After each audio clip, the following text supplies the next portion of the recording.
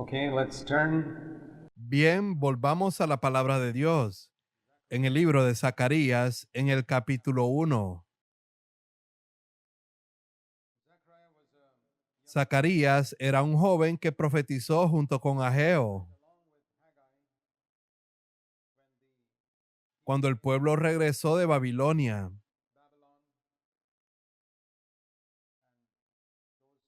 los que regresaron como un remanente para construir el templo. Ageo y Zacarías profetizaron juntos.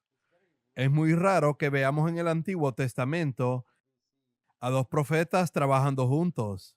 Elías, Eliseo y Jonás estaban solos. E incluso si Jeremías y Habacuc vivieron alrededor de la misma época, nunca los vemos trabajando juntos. En ese sentido, Ageo y Zacarías son diferentes. Y creo que era como si Dios estuviera preparando lentamente a la gente para el nuevo pacto, donde nadie trabaja solo. Cuando Jesús comenzó su ministerio, él envió a sus discípulos de dos en dos. El compañerismo es lo esencial en el nuevo pacto. Y a medida que nos acercamos al final de ese periodo del antiguo pacto, aquí encontramos un maravilloso ejemplo de un hombre mayor como Ageo y un hombre mucho más joven como Zacarías trabajando juntos. Dios le dio más profecías a Zacarías que a Ageo, a pesar de que él era un hombre muy joven. Leemos acerca de eso en Zacarías capítulo 2, verso 4. Él era un hombre joven cuando Dios le dio estas visiones y comenzó a profetizar. Esta es una gran motivación para todos los que son jóvenes. Dios puede levantarte cuando eres un hombre joven o una mujer joven, ungirte con su Espíritu Santo e incluso unirte con un anciano piadoso como Ageo. Y en última instancia puedes llegar a tener un ministerio más grande que él. Y Ageo era un anciano piadoso lleno de gracia que no solo impulsó a Zorobabel, sino que también impulsó a Zacarías. Un verdadero hombre de Dios siempre es así, quiere impulsar a otros jóvenes y luego él mismo se retira. Y ciertamente en un país como el nuestro, donde la necesidad es tan grande, creo que necesitamos personas mayores que entrenen a personas más jóvenes para que se hagan cargo de ese ministerio y ellos puedan retirarse y vayan a hacer otra cosa. Formar jóvenes y luego retirarse para ir a hacer otra cosa. Así es como debería ser siempre. No es la voluntad de Dios que un hombre se establezca y viva cómodamente para siempre en un lugar determinado. Y Ageo es un maravilloso ejemplo de esto. Podemos ver que aquí estamos avanzando hacia el nuevo pacto. Él fue una persona que trató de animar a esta gente desanimada. Imagínate a estas personas que han regresado en pobreza de Babilonia. Recuerden, 70 años atrás sus antepasados habían ido como esclavos y ellos han regresado desanimados. En cierto sentido, ellos son descendientes de esclavos. No son muy cultos, refinados, ricos, ni nada por el estilo. Y Zacarías los animaba. Y como la gente recibió el mensaje de Ageo, Dios les envió otros mensajes por medio de Zacarías. Si reciben el mensaje de un profeta, Dios les enviará otro. Pero si no reciben el mensaje de un profeta, entonces Dios dirá que no hay necesidad de que escuchen a otro. Y podríamos dividir el libro de Zacarías en tres partes. En primer lugar, de los capítulos del 1 al 6, Zacarías tuvo 8 visiones y cada una de esas visiones tiene un significado espiritual. Y luego en los capítulos 7 y 8 tenemos mensajes o sermones de Zacarías sobre diferentes temas como la hipocresía, la desobediencia y la restauración de Israel. Y luego del capítulo 9 al 14 tenemos la última sección que trata del Mesías. Zacarías predice la venida del Mesías y el juicio sobre aquellas naciones que lo rechacen cuando él aparezca. Finalmente, habla de una segunda venida durante la que el Mesías aparecerá y él restaurará todas las cosas. De nuevo, la carga es de Babilonia a Jerusalén.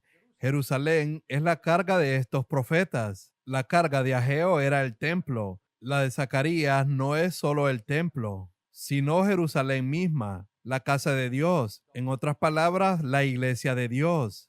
En primer lugar, el Señor le dice en Zacarías capítulo 1, verso 2: Yo, el Señor, estuve muy enojado con los antepasados de ustedes. Le está hablando a la gente cuyos antepasados fueron llevados cautivos hace 70 años. Por tanto, di al pueblo: regresen a mí y yo volveré a ustedes. Y no sean como sus antepasados de hace 70 años, que no escucharon cuando los profetas les hablaron. Y sus antepasados y sus profetas ya están muertos. Dice en el verso 6: pero todo lo que dije por medio de mi siervo, los profetas, les ocurrió a sus antepasados, tal como lo dije.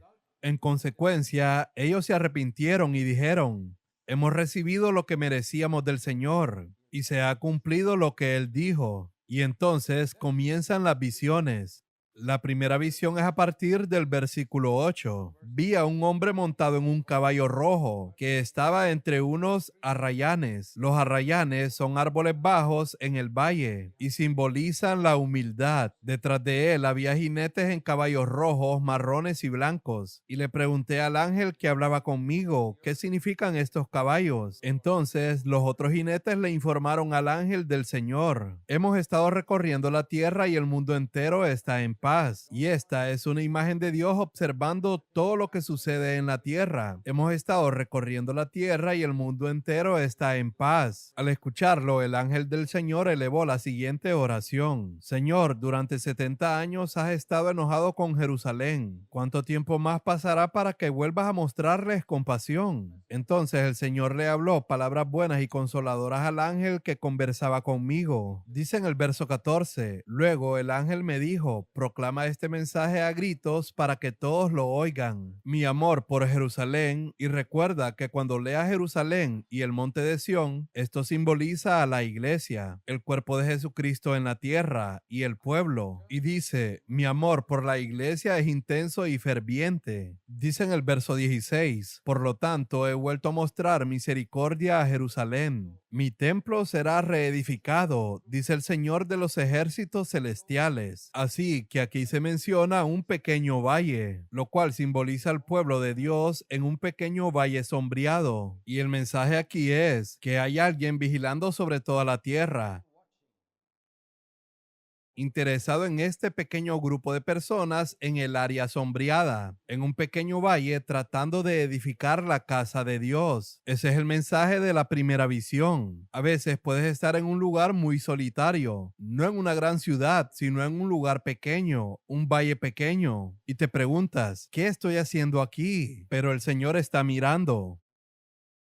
Los ojos del Señor van y vienen por toda la tierra. Como dice aquí en el verso 11, hemos estado recorriendo la tierra y Él está obrando en tu favor. Y dice: ten ánimo, mi amor por la iglesia es intenso y ferviente.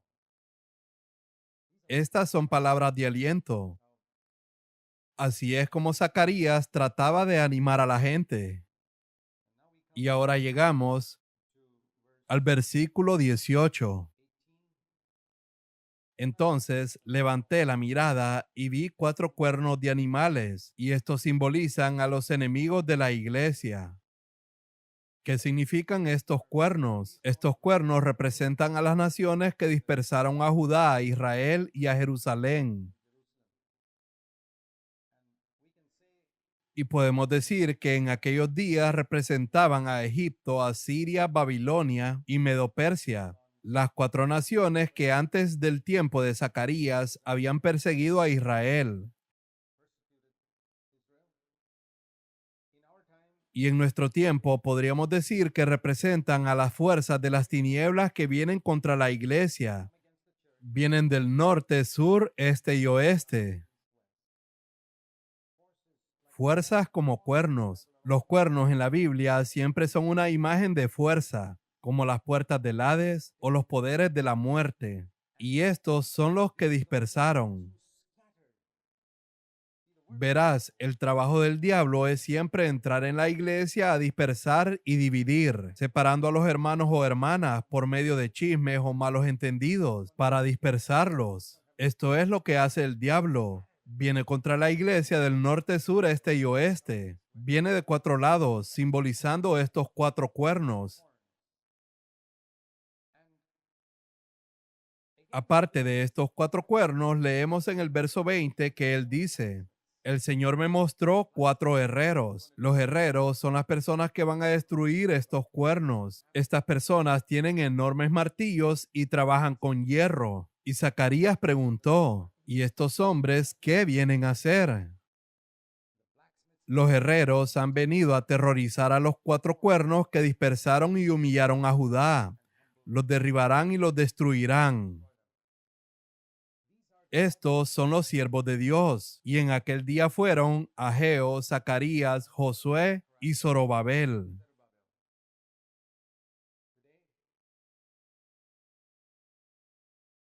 Hoy hay profetas de Dios por todas partes. Dios levanta uno por aquí, por allá, al norte, sur, este y oeste, para aterrorizar a Satanás. Son siervos de Dios. Y esto aplica a ti, mi querido hermano y hermana.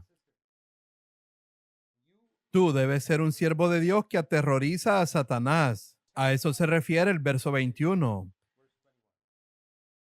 La mayoría de los creyentes están aterrorizados por Satanás y por los demonios. Recuerdo una vez que me encontré con una persona poseída por un demonio. Tenía una mirada llena de ira y furia, que me dejó un poco desconcertado. Inmediatamente me hice una pregunta para fortalecer mi fe. ¿Fue este demonio vencido en el Calvario o fue uno de esos demonios que de alguna manera logró escapar? Y me dije: no, este demonio también fue vencido en el Calvario junto con Satanás. Entonces tuve fe para expulsar a ese demonio inmediatamente. Así que cuando veas algo aterrador como a una persona poseída por un demonio, pregúntate: ¿este demonio fue vencido en el Calvario?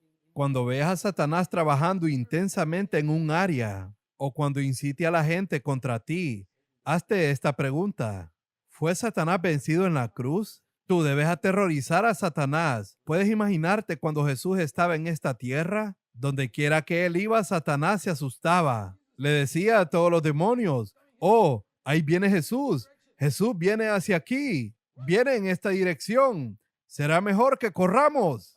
Y la Biblia dice en Primera de Juan, capítulo 4, verso 17, como es Jesús, así somos nosotros en este mundo. Pues como Él es, así somos también nosotros en este mundo. Eso significa que si estás caminando con la conciencia limpia y en humildad y no tienes ambición en la tierra excepto glorificar a Dios en tu vida, donde quiera que vayas, los demonios comenzarán a decir: hey, mira quién viene. Él no es como cualquier otra persona. Este es un hombre con la conciencia limpia y es humilde. No es como los demás, estamos en peligro.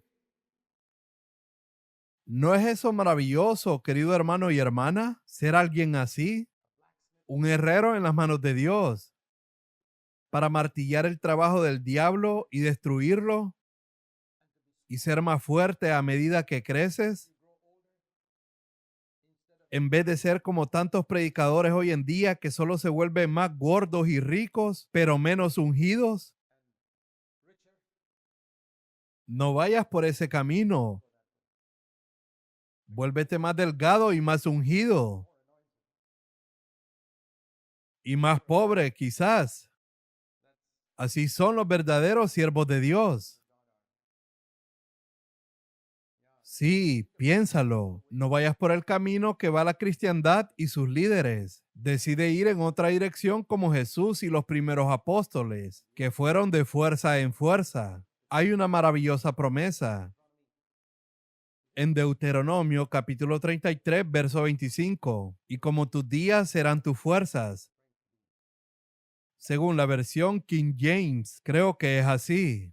Es un versículo maravilloso. Quiero reclamarlo en mi vida. Como tus días, así será tu poder espiritual. Quiero que todos ustedes desde su juventud reclamen eso y digan, Señor, quiero que mi fuerza espiritual crezca más y más cada año mientras crezco como joven. Quiero ser alguien que aterrorice a Satanás. Bien, esa es la segunda visión. Ahora vamos a la tercera, que está en Zacarías capítulo 2 versículos 1 al 13. Dice, vi a un hombre con una cinta de medir en la mano. Le pregunté, ¿a dónde vas? Y él me contestó, voy a medir Jerusalén para ver cuánto mide de ancho y de largo. Para algunos el Señor está tratando de enseñar a la gente cómo medir la iglesia. Entonces hay que hacer una lista de los miembros para ver cuán fuerte es nuestra iglesia. Pero para mí esto tiene un significado muy diferente. Y lo maravilloso es que para la iglesia solo hay una lista de miembros que está en el cielo. Ese es el libro de la vida. Cualquier lista de miembros que guardes aquí en la tierra es inútil, porque la lista en este libro es la única que va a importar en el día final. Y todas estas listas terrenales de miembros para medir cuán grande es tu iglesia no valen nada. Entonces el ángel que estaba conmigo fue a reunirse con un segundo ángel que se dirigía hacia él. El otro ángel dijo, apresúrate y dile a ese joven, Jerusalén algún día estará tan llena de gente que no habrá lugar suficiente para todos. Muchos vivirán fuera de las murallas de la ciudad, pero estarán a salvo. Entonces eran un pequeño grupo de gente y pensaban, ¿quién vendrá y se unirá a este despreciado grupo nuestro? Toda la gente vive cómodamente y a gusto en Babilonia, pero aquí estamos nosotros, tratando de edificar este templo, edificar Jerusalén de nuevo. ¿A quién le interesa? Y el ángel vino a animarlo y le dijo, no te preocupes, gente de aquí y allá oirá hablar de ti, y vendrá un día a unirse a ti. Hoy puede ser pequeño. Toda obra de Dios comienza siendo pequeña. Pero si Dios puede encontrar líderes que se aferren y no comprometan sus principios, aunque sean pequeños, un día del norte, sur, este y oeste, los que tienen hambre de piedad, los que tienen hambre de esta realidad, poco a poco irán a hablar de este grupo y vendrán a unirse contigo, porque dirán, aquí es donde está Dios, aquí es donde está la vida.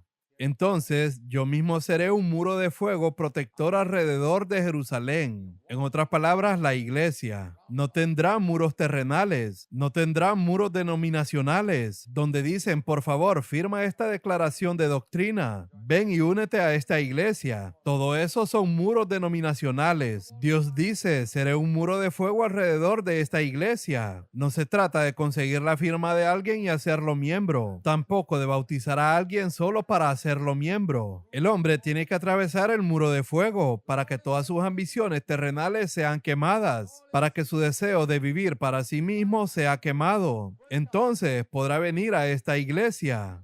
¿Te imaginas si una ciudad está rodeada por un muro de fuego? ¿Cómo se puede llegar a esa ciudad? Tienes que atravesar el fuego. Dios dice, seré un muro de fuego alrededor de la iglesia, y cualquiera que quiera entrar tendrá que atravesar ese muro de fuego. Y solo lo que no pueda ser quemado pasará. Todo lo que pueda ser quemado será quemado por Dios. En esa misma entrada no hay puerta. Hay que atravesar el muro de fuego. ¿Quién puede sobrevivir a este fuego consumidor que vimos en Isaías capítulo 33? En Hebreos capítulo 12 dice, nuestro Dios es fuego consumidor. Y así, cada vez que los predicadores tratan de bajar la temperatura del fuego hasta que no esté ardiendo en grandes llamas, y lo bajan hasta que ya no hay casi nada para que cualquiera pueda entrar en la iglesia con todas sus ideas y ambiciones mundanas y amor al mundo, puedes estar bastante seguro de que esa no es una iglesia donde Dios está. Porque mira lo que dice aquí. Si me permites ser un muro de fuego alrededor de tu iglesia, yo seré la gloria dentro de ella. ¿Quieres que la gloria de Dios esté dentro de la iglesia? Entonces deja que haya un muro de fuego fuera de la iglesia. Los dos van juntos. Pero si no quieres que haya un muro de fuego fuera de la iglesia porque dices, Estos estándares son muy altos, no podemos mantenerlos. Entonces, cuando el muro se vaya, la gloria en medio de la iglesia también se irá, porque los dos van juntos. Quiero formar parte de una iglesia que tenga un muro de fuego a su alrededor, sin listas de miembros terrenales ni declaraciones doctrinales principalmente, sino a Dios como un muro de fuego. No digo que la doctrina no sea importante, lo que digo es que por sí sola no es suficiente.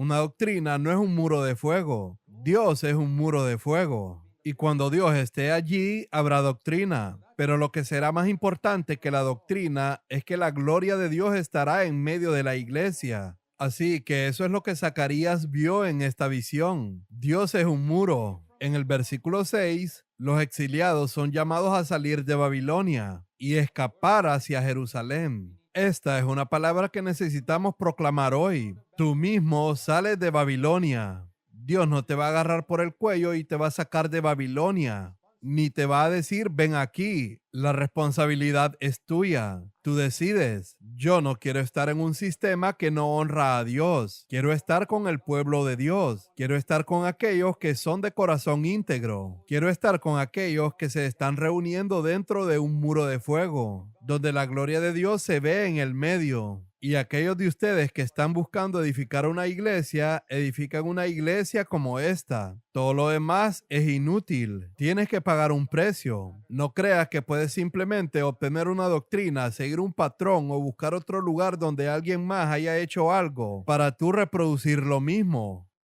Si Dios no ha quemado todo lo que se puede quemar en tu vida, no podrás edificar esa iglesia. Asegúrate que toda tu ambición terrenal se queme en tu vida. Asegúrate que todo lo que Dios no ama, tú tampoco lo ames. Y todo lo que Dios odia, tú también lo odies. No voy a hacer una lista de eso. Pídele a Dios que te muestre lo que Él odia para que tú también odies esas cosas. Asimismo, con las cosas que Dios ama, ámalas con amor ferviente. Y entonces podrás ser usado por Dios, seas hombre o mujer, para edificar la iglesia de Jesucristo. Dice en el verso 10, el Señor dice, grita y alégrate porque yo vengo a vivir en medio de ti. Muchas naciones, no solo individuos. Vendrá gente de muchos países para escuchar lo que tienes que decir, porque han oído que Dios está contigo. La tierra de Judá será la preciada posesión del Señor. Que toda la humanidad guarde silencio ante el Señor. En el verso 13, porque Él entra en acción desde su santa morada. Y luego llegamos a la tercera visión aquí en el capítulo 3. Y esa es una visión de limpieza y la coronación de Josué, el siervo de Dios. Muy interesante. Les he mencionado que hay dos movimientos en el Antiguo Testamento. Uno es el de Egipto a Canaán, que simboliza la vida individual, y el otro es de Babilonia hasta Jerusalén, que simboliza la vida en la iglesia. Y en ambos hay un Josué. Hay un Josué en Canaán y hay un Josué en Jerusalén. Aquí está él.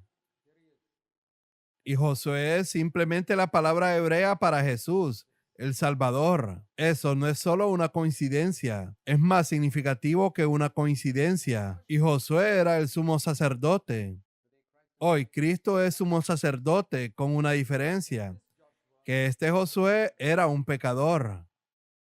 Y al igual que el otro Josué, que llevó al pueblo a Canaán y fue engañado por los gaboanitas. Ellos eran seres humanos, aunque en cierto modo eran tipos de Cristo, pero eran humanos y tenían sus limitaciones y tenían pecado, mientras que Jesús es absolutamente puro y sin pecado. Pero aparte de eso, que Josué es una imagen de Cristo, lo que quiero mostrarles no es a Josué como una imagen de Cristo, sino a Josué siendo imagen de un líder. Él era uno de estos 4 herreros, los 4 líderes que guiaban al pueblo en la edificación del templo de Dios en Jerusalén. Y este líder tenía pecado en su vida, pecado inconsciente. Si hubiera sido un pecado consciente, sería algo muy grave. Pablo solo pudo decir en 1 Corintios capítulo 4, verso 4, pero no estoy consciente de nada en contra mía, Mi conciencia está limpia, pero el que me juzga es el Señor. Hay muchas cosas que Él ve, pero yo no puedo ver. Y cuando Dios me lo muestra, lo confieso y lo limpio. En nuestra vida hay pecado consciente e inconsciente, e incluso en los líderes habrá pecado inconsciente. No hay ningún líder en el mundo que sea semejante a Cristo,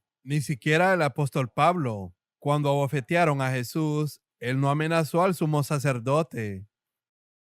Pero cuando a él lo abofetearon, él dijo: Dios te golpeará a ti, pared blanqueada. Hay una diferencia entre Cristo e incluso Pablo. Pablo cayó en pecado en ese momento. Él estaba un poco molesto, pero inmediatamente lo confesó, pidió perdón y lo arregló. Así que déjame decirte esto: nunca encontrarás a un líder en ningún lugar del mundo que sea semejante a Cristo. Nos volveremos como Jesús solo cuando Él vuelva. Nunca seremos perfectos y sin pecado en esta tierra, ni siquiera el líder más grande. Y es por eso que a veces puedes mirar a un líder y ver algún defecto en él. Hay defectos en los grandes líderes. Nadie es perfecto. Encontrarás defectos hasta en la manera de hablar del mayor profeta del mundo. Habrá defectos en su manera de hablar, pero no te preocupes por sus defectos.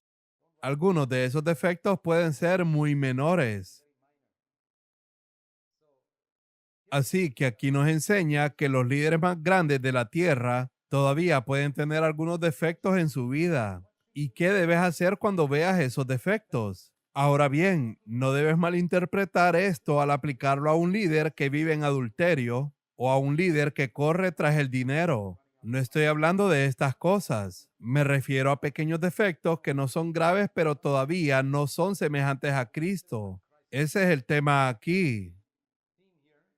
Josué, el sumo sacerdote, estaba de pie ante el Señor y Satanás estaba allí para acusarlo. Satanás tiene como objetivo a los líderes. Él siempre está buscando líderes, apuntando a ellos, a sus esposas y a sus hijos. Recuerda esto: no seas duro al juzgar a un líder, porque él es un objetivo más grande para Satanás que tú. Sus hijos son objetivos más grandes para Satanás que los tuyos. Su esposa es un objetivo más grande para Satanás que la tuya. Y él está allí para acusar a Josué ante el Señor. Y aquí tenemos esta gran palabra de ánimo, verso 2. Entonces el Señor le dijo a Satanás: yo, el Señor, rechazo tus acusaciones. Tenemos abogado para con el Padre, a Jesucristo el justo. No solo tenemos un acusador, a Satanás acusándonos, tenemos un defensor. A veces estamos tan absortos con el acusador que nos olvidamos del abogado que ora por nosotros. Hay dos ministerios sucediendo en el cielo ahora mismo. Uno es el de Satanás acusando, como leímos en el libro de Job. Así como él acusaba a Job, también te acusa a ti y a mí. Y también hay otro ministerio sucediendo en el cielo al mismo tiempo. En Hebreos capítulo 7, verso 25, Jesús vive perpetuamente para interceder por nosotros. Entonces hay un ministerio de acusación y un ministerio de intercesión. Y los que están en comunión con Satanás acusarán también a los creyentes en la tierra. Cada vez que chismeas contra otro creyente o hablas mal de otro creyente, lo sepas o no, allí estás tomado de la mano de Satanás y te pones de acuerdo con Satanás. Y cada vez que oras por algún hermano que tal vez está débil, estás tomado de la mano de Jesús diciendo: Señor, estoy de acuerdo contigo. Tenemos que orar por ese hermano y liberarlo de ese problema. ¿Cuántas veces te has agarrado de la mano de Satanás y cuántas veces te has agarrado de la mano de Jesús? Ahora que lo sabes, tú puedes ser diferente en el futuro. Y ahí vemos que Josué estaba siendo acusado y el Señor dice: rechazo tus acusaciones. Y eso es lo que yo también digo a la gente cuando viene a mí con acusaciones. Ha habido gente que ha venido a mi casa y me dice: hermano Zach, quiero contarte sobre tal y tal persona esto y esto. Yo le digo: muchas gracias. Voy a llamar al hermano y le diré que tú me contaste todo esto. Él me dice: no, no, no, hermano, por favor, no vayas a contarlo. Pero yo tengo que decirlo porque soy fiel a todos mis hermanos. Si alguien viene y me habla de ti, yo vendré vendré y te lo contaré a ti también. ¿Sabes cuál es el resultado? Mi casa ha estado protegida de los chismes durante mucho tiempo. La gente no viene ahora con todas sus historias, porque saben que iré y se lo contaré a la otra persona. Y también saben que no hablaré contra la persona a sus espaldas, sino que se lo diré directamente a la cara. Sea así. Entonces el Señor le dijo a Satanás: yo, el Señor, rechazo tus acusaciones. Tal vez lo que dices sea verdad, pero este hombre es como un tizón en llamas que ha sido arrebatado del fuego. Ahora Josué tenía ropa sucia, y entonces el ángel dijo: quítale sus ropas sucias. Este es Jesús suplicando por nosotros. Quítale la ropa sucia y ponle ropa nueva. Y él está allí vestido de la justicia de Cristo. Así es como debemos ver a los hijos de Dios, revestidos de la justicia de Cristo. Y esta es la mejor parte. Míralo y sigue el ejemplo de Zacarías. Zacarías dice: Señor, esto es maravilloso. Ponle también un turbante limpio en la cabeza. Él coopera con Jesús para hacer glorioso a su hermano inmundo. ¿Quieres este ministerio? Cooperar con Jesús para que cuando Jesús le ponga un manto de justicia a ese hermano, tú cooperes con él diciendo: Señor, no solo una túnica, ponle un turbante en la cabeza. Hazlo realmente glorioso. ¿Qué significa esto en términos prácticos? Alguien viene y me dice algo malo de un hermano, pero yo digo: ¿sabes? Él tiene algunas buenas cualidades. Y de repente esta persona guarda silencio. Sí, es maravilloso tener este ministerio, particularmente en la oración. Nunca olvido lo que leí sobre John Hyde, ese gran misionero que llegó al norte de la India. Era conocido como el apóstol de la oración. Él cuenta que un día estaba arrodillado orando y empezó a hablar al Señor de las debilidades de un cierto pastor, cuando de repente sintió como si lo estuvieran ahogando. Él percibió que el Espíritu Santo lo estaba ahogando, para que él no entrara en un ministerio de acusación, sino que mejor se pusiera a orar por él. Y él aprendió algo ese día: no acusar ni siquiera en oración, sino orar. Entonces, eso es lo que Zacarías hizo. Y luego leemos que Josué es coronado y continúa en su ministerio. Quiero decirles que oren por los verdaderos líderes de Dios. No te unas al diablo para criticarlos. Ya tienen suficiente gente que los critica. Cada vez que pienses en ellos, ofrece una breve oración. Siempre que el Señor te recuerde a un verdadero siervo de Dios, por favor, dedica un minuto, o medio minuto, o 15 segundos. Ora por él. Di: Señor, me recordaste a esa persona. No sé por lo que está pasando. No sé cómo el diablo lo está atacando, pero quiero orar por él. Sosténlo y protege a su familia. Bendice su ministerio. En el capítulo 4 tenemos la quinta visión. Ya vimos la visión de los caballos, la de los cuernos, la de la cinta de medir en Jerusalén y la coronación de Josué. La quinta es de un candelabro de oro macizo. Versículo 3. El Señor le muestra a Zacarías una imagen de un candelabro de oro macizo, con un tazón de aceite encima, y a cada lado del tazón habían 2 olivos. En el templo, el sacerdote tenía que ir y poner el aceite en el candelabro todos los días, si no se apagaría. Pero aquí es automático. Había olivos creciendo al lado del candelabro y había tuberías conectadas a este candelabro. Y como los olivos producían aceite, automáticamente lo estaban vertiendo en el candelabro. Y el candelabro estaba ardiendo todo el tiempo. Esta es una imagen de la iglesia. En el capítulo 1 de Apocalipsis lees que el candelabro simboliza a la iglesia. Este es el ministerio continuo del Espíritu Santo. Zacarías le preguntó al ángel en el versículo 11, ¿qué son estos 2 olivos a cada lado del candelabro? Dice en el verso 14, entonces él me dijo: representan a los 2 ungidos que están ayudando al Señor para mantener la iglesia fresca y llena del Espíritu todo el tiempo. Significa 2 siervos ungidos del Señor que están llenos del Espíritu todo el tiempo, que están frescos todo el tiempo. Cada vez que te los encuentras, están en contacto con el Espíritu y fluye aceite de ellos para bendecirte. ¡Qué maravillosa imagen! ¿No crees que la iglesia necesita gente así? Dos personas como Ageo y Zacarías cooperando juntos, no solo a una persona intentando quedarse con toda la gloria, uno aquí y otro allá. Este siervo de Dios necesita un equilibrio de ese siervo de Dios. Cada persona echa aceite de cada lado y ambos juntos hacen arder este candelabro de la iglesia. Y dos hermanos juntos pueden trabajar para la edificación de la iglesia, sin competencia ni celos, ambos llenos del Espíritu Santo buscando que el candelabro arda, sin ambiciones personales, sin deseo de demostrar que soy mejor árbol de olivo que el otro, sino solo deseando que el candelabro arda. Creo que podemos construir una iglesia así, contra la cual las puertas del infierno nunca podrán prevalecer.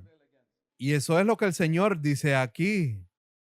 Todo esto podría ser una imagen de Josué y Zorobabel. Podría ser una imagen de Ageo y Zacarías. Podría ser cualquiera. Dos personas trabajando juntas. Esta es la iglesia del nuevo pacto. En el verso 6, el Señor dice a Zorobabel, no es por el poder ni por la fuerza, sino por mi espíritu, dice el Señor. Cualquier montaña gigantesca se convertirá en llanura delante de él. Cuando la iglesia avance de esta manera, las puertas del infierno nunca podrán prevalecer contra ella, porque está llena del espíritu. Ahora mira lo que hemos visto en el capítulo 2, 3 y 4. En el capítulo 2 vemos el ministerio de Dios Padre como un muro de fuego alrededor de la iglesia. En el capítulo 3 vemos el ministerio de Dios, el Hijo, como abogado del pueblo de Dios y de los líderes de Dios. Y en el capítulo 4 vemos al Espíritu Santo llenando y ungiendo la iglesia. Es toda una trinidad aquí. Es hermoso lo que vio Zacarías. Luego llegamos a la siguiente visión en el capítulo 6. Siempre es así.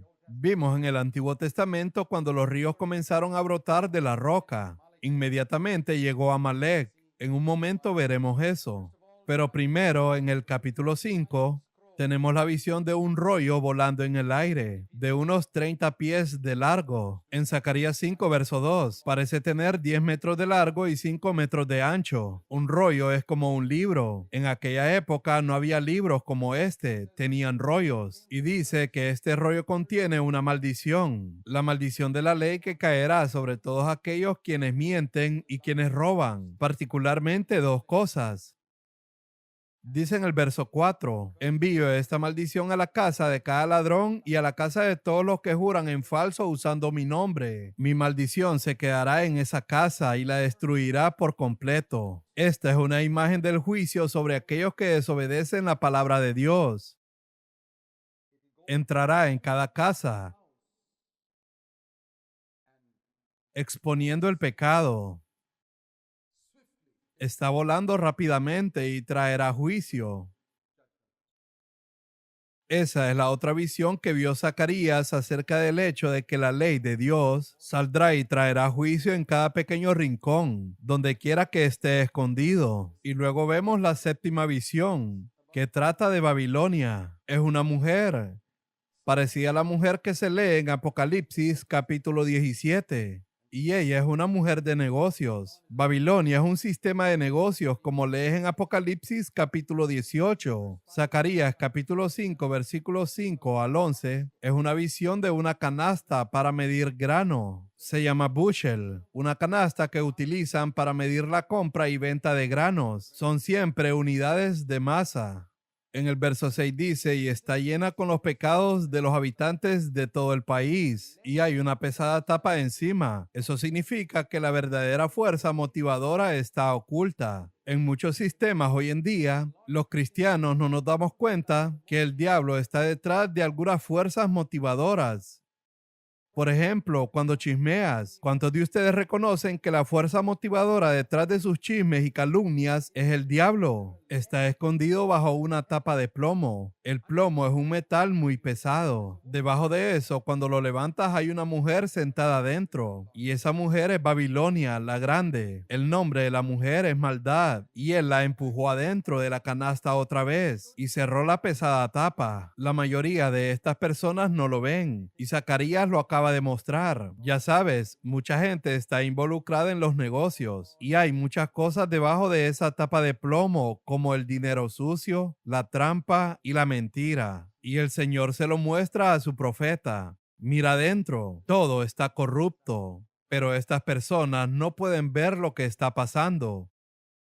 Ten cuidado cuando eso entra en la iglesia. En los días de Jesús, la gente hacía negocios dentro del templo. Otros no podían verlo, solo pensaban en sus necesidades. Pero Jesús pudo ver debajo de la tapa de plomo que estaba pasando detrás de todas estas ventas de palomas y ovejas en el templo. Él vio que estos tipos estaban ganando dinero en el nombre de la religión. Lo mismo pasa hoy cuando muchos predicadores ganan dinero en nombre de la religión. Y el versículo que usan es: el obrero es digno de su salario. O así ordenó el Señor que los que anuncian el evangelio que vivan del evangelio. Si levantas la tapa de plomo y miras dentro, eso es Babilonia de principio a fin. Dios da discernimiento a sus siervos y es por eso que otras personas no pueden verlo, porque hay una tapa de plomo, un espíritu que está motivando este tipo de negocios, particularmente cuando se hace en el nombre del Señor. Y dice en el versículo 9: entonces miré hacia arriba y vi a dos mujeres que volaban hacia nosotros. Tenían alas como de cigüeña. La cigüeña era uno de esos animales inmundos enumerados en Levítico capítulo 11 verso 19. Y esto se refiere a algo impuro recogiendo la canasta. Y recogieron la canasta y levantaron vuelo. Y pregunté: ¿a dónde llevan la canasta? En el verso 11 dice: a la tierra de Babilonia. Sinar es otra palabra para Babilonia. Lees eso en Génesis capítulo 11 con la torre de Babel. La llevan a la tierra de Babilonia, donde construirán un templo. También van a construir una iglesia en Babilonia para esta canasta, donde los negocios y la religión irán de la mano.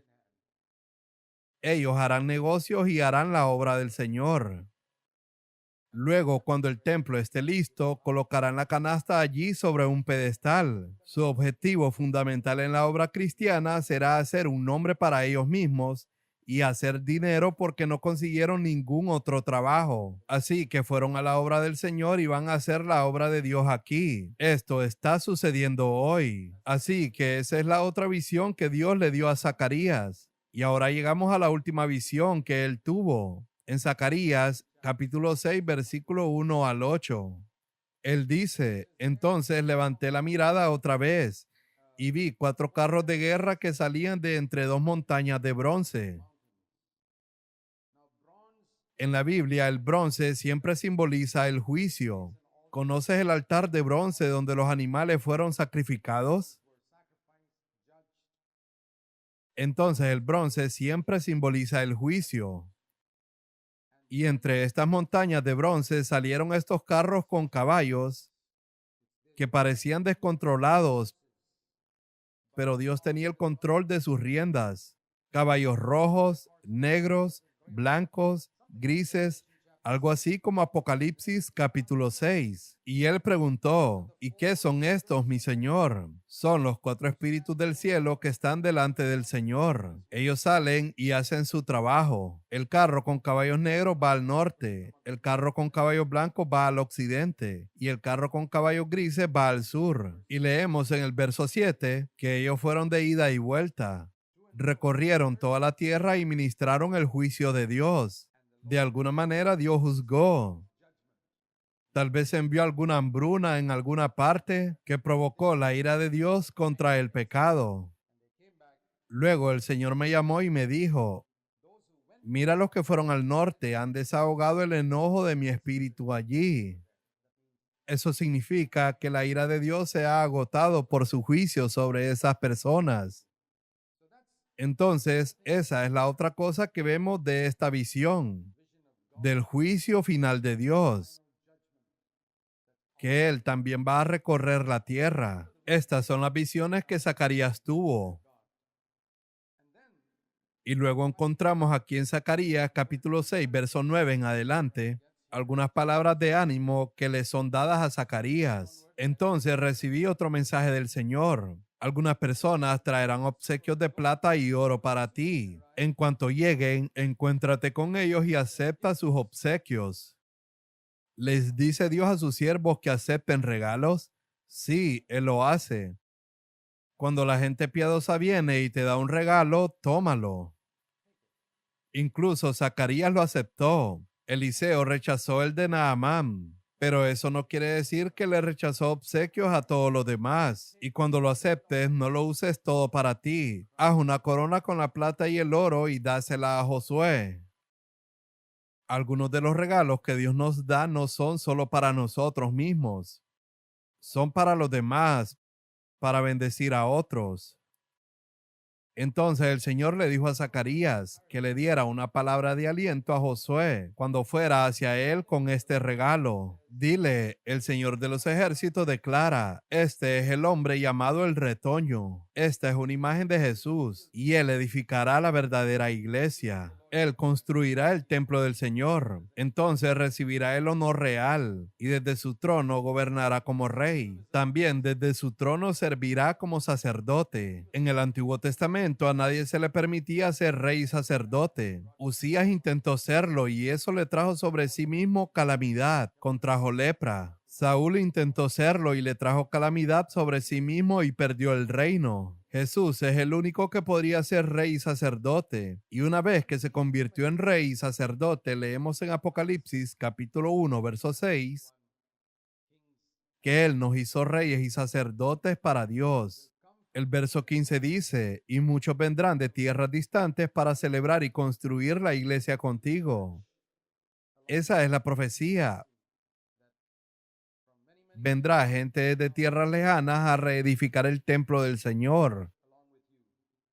Ahora vamos a Zacarías capítulo 7, verso 4. Él les está hablando sobre rituales que ellos tenían, los cuales el Señor no había ordenado. Las visiones terminaron y ahora el Señor les da ciertos mensajes sobre el ayuno, la hipocresía y la desobediencia. En los dos capítulos siguientes, el Señor envió este mensaje. Dile al pueblo que durante estos años cuando ayunaban y se vestían de luto en el verano y a comienzos del otoño, ¿hacían los ayunos realmente para mí? Incluso ahora, cuando comen y beben en sus festivales santos, ¿no lo hacen para complacerse a sí mismos? ¿No es este el mismo mensaje del Señor que los profetas proclamaron en años anteriores? Esto es lo que dice el Señor, verso 9. Juzguen con imparcialidad y muestren compasión y bondad el uno por el otro, así como dijo Miqueas. ¿Y qué es lo que demanda el Señor de ti? No opriman a las viudas, ni a los huérfanos, ni a los extranjeros, ni a los pobres. Tampoco tramen el mal unos con otros. Solo entonces todo tu ayuno y la partición del pan será de valor. De lo contrario, no sirve de nada. ¿Sabes cuánto se preocupa Dios por la gente pobre en la iglesia?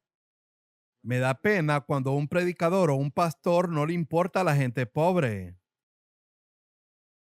Recuerdo cuando era un joven cristiano y recién había renunciado a mi trabajo para servir al Señor. Y yo estaba en un grupo particular de asambleas y fui allí con grandes esperanzas y vi que los trabajadores de tiempo completo siempre estaban visitando las casas de la gente rica porque los ricos les daban regalos y sobres que podían poner en sus bolsillos. Y vi todo esto cuando era un joven cristiano y dije, Señor, nunca quiero vivir para esto. No renuncié a mi trabajo para hacer todo esto.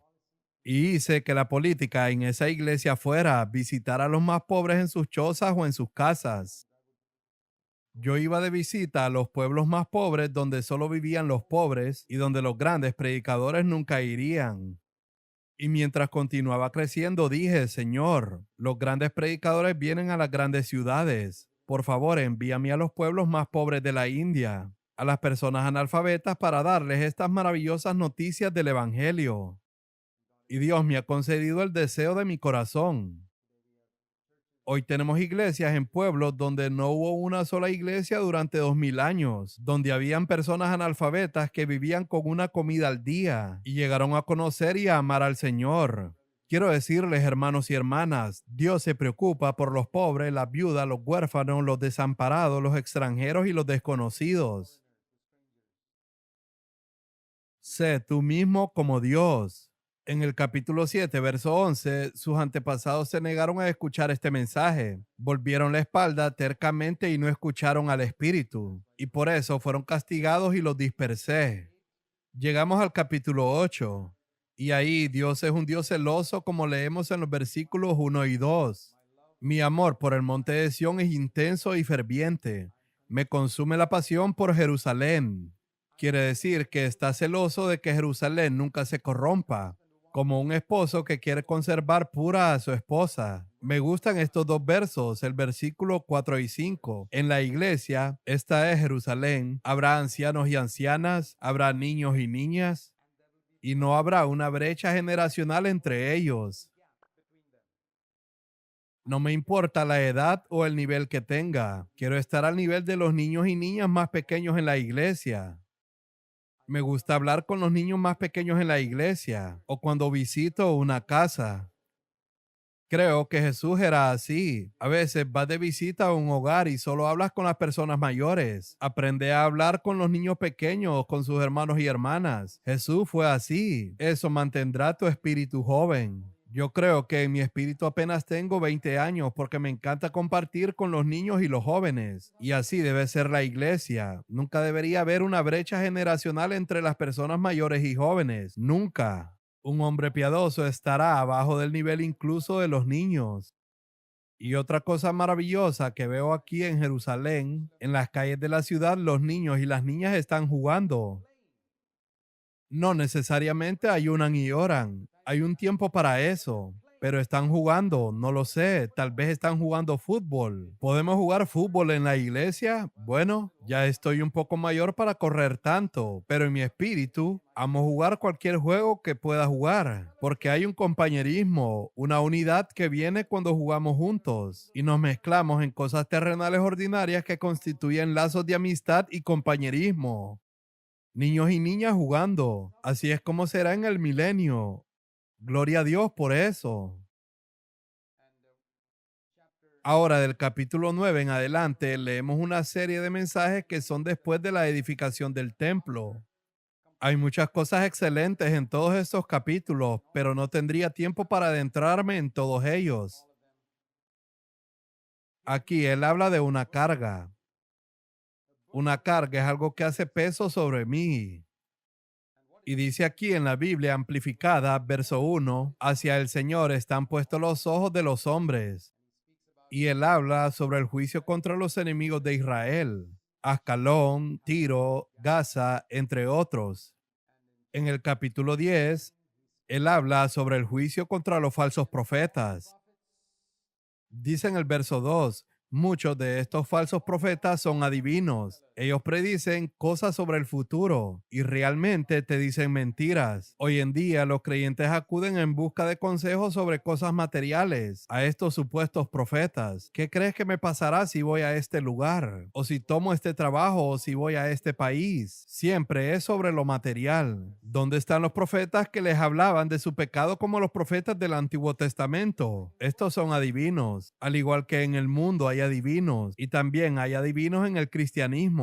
Esos adivinos en otras religiones recaudan dinero y los adivinos de la cristiandad que se hacen llamar profetas también recolectan dinero. No te dejes engañar por ellos. No te asustes por sus amenazas y sus advertencias y no te dejes engañar por sus promesas de prosperidad. Acude a un profeta que te hablará de tu pecado y te guíe a ser como Cristo. Ese es el que te puede ayudar. En el verso 2 dice, es porque escuchan a estos falsos profetas que mi pueblo vaga como ovejas perdidas y las atacan porque no tienen pastor. Mi ira se enciende contra sus pastores y castigaré a esos líderes. Los profetas siempre arremeten contra los líderes, pues el Señor de los ejércitos ha llegado para cuidar su rebaño. En el versículo 3, de Judá saldrá la piedra principal, una profecía acerca de Cristo. Un maravilloso pasaje sobre Jesús que te animo a estudiar más a profundidad. Dice en el verso 6, yo fortaleceré a Judá y salvaré a Israel. El Señor unirá a los grupos de su pueblo que están separados entre sí, como Judá e Israel, y unirá a judíos y gentiles y los establecerá en un solo cuerpo.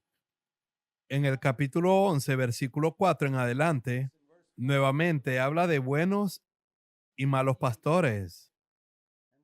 Hay dos cosas que él menciona aquí en el verso 7. Tomé dos varas de pastor. A una le puse por nombre gracia y a la otra unión. ¿Sabes cuáles son los dos mensajes más importantes que son requeridos en la iglesia hoy? Gracia y unidad. No unidad sin gracia y no gracia sin unidad. Tienen que ser ambos. ¿Qué quiero decir? ¿Cuál es la manifestación de la gracia? Romanos 6, verso 14. El pecado ya no es más tu amo cuando estás bajo la gracia. Esa es la prueba de que realmente estás bajo la gracia. Cuando obtienes el perdón de los pecados, recibes un poco de gracia. Es como un vaso de agua. Pero cuando estás plenamente bajo la gracia, es como un río de agua. Cuando estás bajo la gracia, el pecado no puede dominarte. Ese es uno de los mensajes más importantes que debe ser proclamado hoy en la iglesia. Y esos que han tenido esta experiencia de la gracia y el Espíritu Santo siendo derramado sobre ellos, deben estar unidos y convertirse en uno solo. No es unidad con cualquier persona que se hace llamar a sí mismos cristianos, sino con aquellos que buscan la victoria sobre el pecado. Y luego llegamos al capítulo 12. Nuevamente leemos sobre la carga del Señor. Y Dios dice en el verso 10, derramaré el espíritu de gracia y de súplica, o el espíritu de gracia y gemido sobre el pueblo de Dios. Romanos 6 habla del espíritu de gracia. Romanos 8 habla del espíritu de gemido. El Espíritu gime dentro de nosotros en oración. Cuando el Espíritu Santo viene sobre nosotros, viene como un espíritu de gracia que nos ayuda a vencer. Dentro de nosotros como un espíritu de gemido, haciéndonos orar y clamar a Dios para la edificación de la iglesia. En el capítulo 13, verso 7, lee sobre la fuente que se va a abrir y la espada que herirá al pastor, lo cual Jesús citó antes de ir a la cruz. Él dijo, todos ustedes se escandalizarán, porque escrito está, heriré al pastor. Citó Marcos capítulo 14, verso 27. Y luego sobre el remanente en el versículo 8. 2/3 de los habitantes serán cortados, pero solo una tercera parte quedará con vida. Pero a esa parte restante la pasaré por el fuego, a través del muro de fuego, y los purificaré. Entonces ellos invocarán mi nombre. Y luego llegamos al capítulo 14, que habla del día venidero del Señor cuando Jesús vendrá. En el verso 4 dice, en aquel día sus pies estarán sobre el monte de los olivos, y entonces el monte de los olivos se partirá. En aquel día las fuentes de luz no brillarán más. Verso 6. El sol y la luna dejarán de brillar. No será un día normal. Los enemigos de Jerusalén serán destruidos. Y dice el último versículo, en la iglesia no habrá más comerciantes. Es un versículo maravilloso. Ningún cananita, o como dicen algunas traducciones, no habrá más empresarios en la iglesia. Nadie vendrá a la iglesia para obtener ganancias para sí mismo. El negocio es el principio de Babilonia, pero el sacrificio es el principio de Jerusalén. Ganar todo lo que pueda es el principio de Babilonia, pero edificar la iglesia es el principio de Jerusalén. Ya no habrá más comerciantes en aquel día cuando el Señor finalmente purifique la iglesia. Oremos.